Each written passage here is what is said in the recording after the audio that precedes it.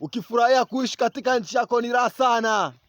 Yaani unaenjoy maisha mpaka mwenyewe unasema hapa nilipofika hata kama nikifa fresh. Yaani kwa sababu kuna maisha mengine unaishi.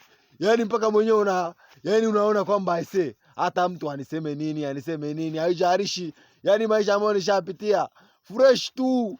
Yaani sasa niko na mwanangu hapa, tunakula maisha katika nchi yetu, nchi iliyojaa yaani mambo swafi, mazingira fresh, haina nongo. Mwanangu, wewe kama una nchi yako ambayo unaona kwamba inakuzingua, sisi kwetu tunaenjoy. Sisi wa Tanzania tunaenjoy kwenye nchi yetu. Tuko na mambo mazuri. Mungu katujalia bahari hii hapo.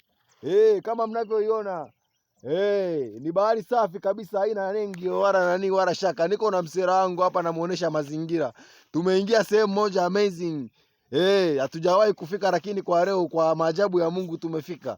Sasa we nini na we fika sasa kama unaweza. Yuko msera hapa amepanda. Na ambaye anapajua hapa niambie hapa ni wapi? Hebu waonyeshe huko.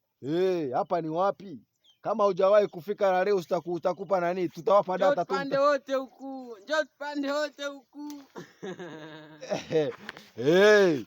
Sema njoo. That is msera wangu. Okay? Together. Geuza kamera. Wakuone vizuri mwanangu. Yeah. Sema sikilizeni. Sisi sote ni ndugu. Acheni mambo ya kisenge, acheni unafiki. Nimemaliza. Onyesha mazingira. So unaishi na ndugu mwanangu tu kama unaishi na mbwa. Yaani ndugu yako tu unamgeuza kama mbwa.